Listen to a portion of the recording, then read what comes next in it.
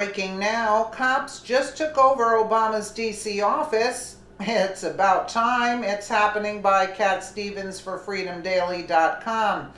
For all the frustration that the left likes to voice about President Trump, there was just as much from conservatives about Obama.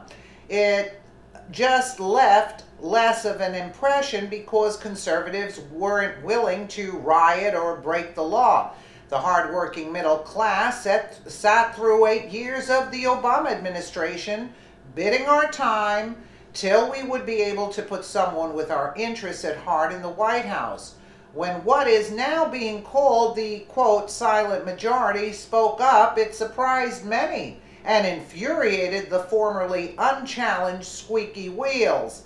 Now the left acts like it's somehow being persecuted because they didn't get their way in 2016.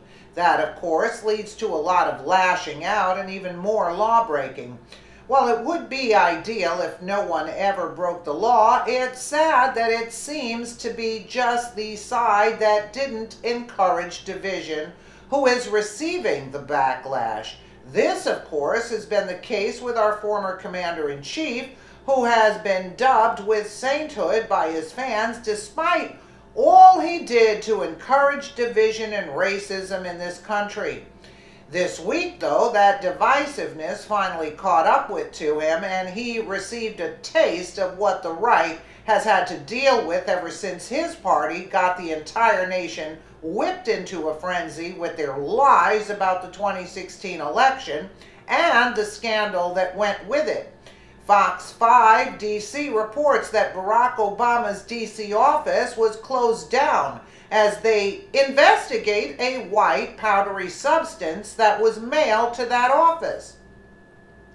D.C. Fire and EMS Battalion Chief Edward Smith tells Fox 5 a letter was mailed to the West End office from Hong Kong and reportedly contained baby powder. Authorities say had no return address. D.C. police and fire crews responded, as well as the FBI and Secret Service, to 1250 24th Street, Northwest D.C. There were no reports of injuries or anyone being evacuated from the building. The Obama family lives in D.C.'s Calamara neighborhood, not far from the office building. It is unclear if the former president was in the office when the incident was reported. Fox News reports that London police were investigating a suspicious package Tuesday after a letter containing white powder was sent to an office in the Palace of Westminster, authorities said. Obviously, it's a tragedy anytime someone breaks the law and tries to terrorize someone else.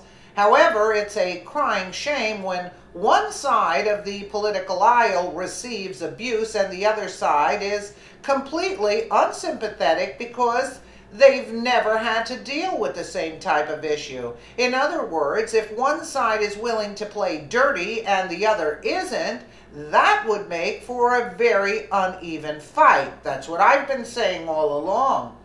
This is the second such problem this week. On Monday, President Trump's daughter-in-law, Vanessa Trump, wife of Donald Trump Jr., was taken to the hospital in New York after opening an envelope containing a white powder. Vanessa Trump reportedly opened a letter around about 10 a.m. that was addressed to her husband. Police said that she called 911 a short time later and said she was coughing and felt nauseous. Fox News reported that she was taken to the hospital as a precaution and there was no indication anyone suffered injuries. A preliminary test of the powder indicated it wasn't dangerous, a police spokesman said. Sources told Fox 5's Linda Schmidt that the substance was cornstarch and that the envelope had a Boston postmark. Detectives from NYPD's Intelligence Division and Secret Service agents are investigating. The Secret Service and our law enforcement partners in New York City are investigating a suspicious package addressed to one of our protectees received today in New York. The Secret Service said in a statement to Fox News. This is an active investigation and we cannot comment any further. President Trump spoke to Vanessa Trump. White House spokeswoman Sarah Huckabee Sanders said she could not comment further because of the investigation. Trump Jr. tweeted, "Thankfully that Vanessa and my children are safe and unharmed after the incredibly scary situation that occurred this morning. Truly disgusting that certain individuals choose to express their opposing views with such disturbing behavior." Fox News reported that Trump Jr. ditched the Secret Service detail for a period of time in September. Reportedly, he wanted more privacy, but his detail was apparently reactivated about a week later. The Trump Organization didn't immediately respond to a request for comment. The Secret Service is still investigating these two events, and the traffic in the area will be shut down until their investigation makes more headway. However, both of these incidents should stand as proof that political tensions are at an all-time high in this country. When you ask yourself what led to this condition, it's painfully apparent that the mistake America made almost 10 years ago in electing Barack Hussein Obama is going to leave a scar for a long time to come. Not because he is black or because he's a liberal, but because he perpetrated a culture of hatred and division. Yeah, absolutely. So now they're investigating there at the Obama. Unbelievable. I mean, really? I mean, you can't make this stuff up, you know? You can't. I mean, it's like better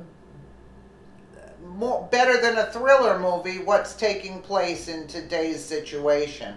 Let me know what you guys think in the comments below. And again, thank you so much for watching.